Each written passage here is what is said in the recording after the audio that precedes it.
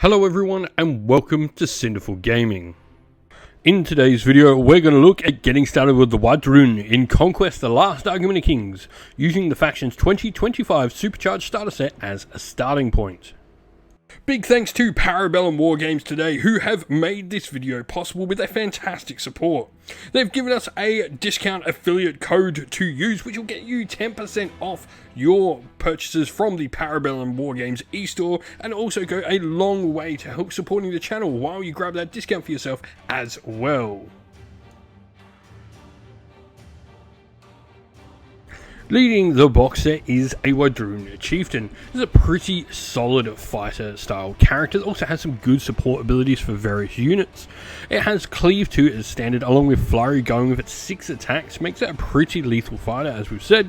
Tribe's Pride means veteran regiments in the warband of this model, and it's currently attached to carrying stands, gain Flurry as well, really boosting the power of those veteran units.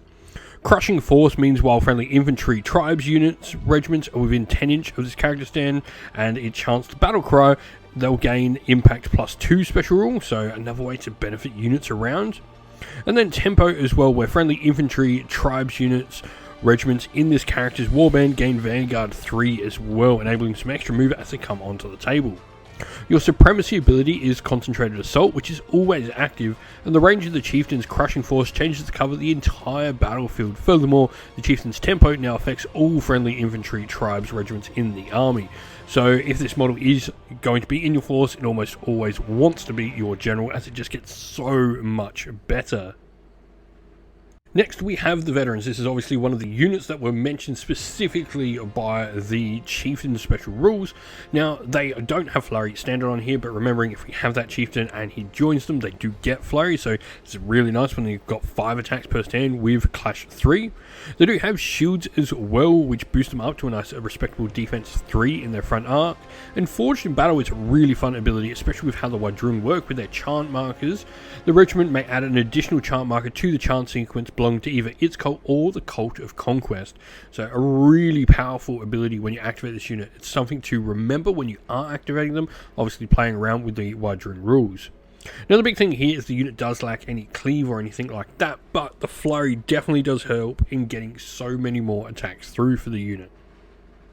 We then have Thunder Riders. These are a heavy cavalry unit for the Warbred. They're essentially mounted on a bunch of Triceratops or Triceratops-like dinosaurs. I think there's a Strixiosaur and a couple of the others. My little boy would know exactly which ones they are, to be fair.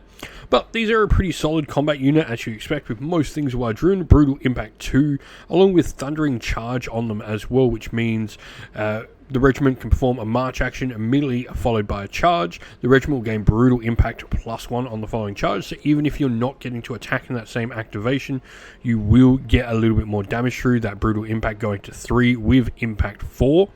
We then have Juggernaut as well, which means the unit, when it charges, is its move value +5. And Linebreaker as well stops shields and bastion draw events and all those defensive abilities working as well. Meanwhile, lastly, Trample is another fun ability they have where they can deal some extra hits at the end of their activation. So this is another way to get some more damage even if you're not actually getting any attacks off.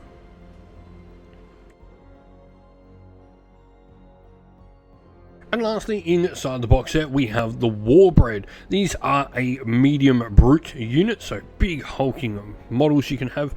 They do have the Juggernaut rule, the same as our Thunder Cavalry, and they've also got Cleave 2 on their attacks, and Impact 2 there as well for when they do get that charge off. These are all a nice combination of rules, making them effective around more of the different phases and more of the different activations, rather than sort of specifically being a unit that wants to be charging all the time like the Thunder Riders.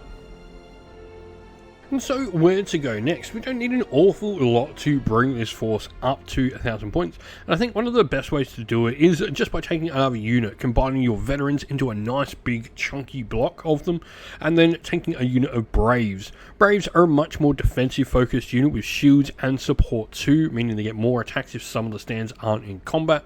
They've got a decent defense there of 3 with those shields in their front arc as well. They're generally just going to be a cheap unit that gives you something to hold objectives while your veterans are out there crushing your opponent's best units. And the other thing to grab is looking at one of the many officers we can take in the Wardrun force, and this is the Aberration. This officer for the Wardrun is able to be attached to the Braves unit we just talked about, but this enables you, the regiment, to add an additional chart marker to the chart sequence belonging to its cult. Really cool, considering we are going to be the entire same cult here, but also just enabling us to get more activations with the benefits of the chant in our turns. And so our force is going to be from the Wardrun today. And for our first and only warband with this box set, we have our character, our Chieftain. This will be our warlord for the army, and we've gone for the warband Cult of War. I do think that probably benefits a lot of the units we have most. We can get Conquest chant markers out of the veterans if we need them or want them, and can obviously use them in different ways. Cult of Conquest would be the other way I'd potentially look at going if you were going to go with one. For regiments, we then have our veterans, which are going to be 6 stand strong. It's going to be an incredibly punchy unit. Our Braves with 3 stands, and the officer, the Aberration, in there. And then our Thunder Riders, 3 stand strong, and our Warbred, 3 stand strong as well. We hope that this video was helpful in getting you started with Conquest: The Last Argument of Kings, and that it was able to give you some ideas and inspiration to start your own force in the game. If you have any other questions at all, please comment down below. And while you're there, don't forget to drop a like, subscribe, and join our Discord server to check out all our future Conquest: The Last Argument of Kings content.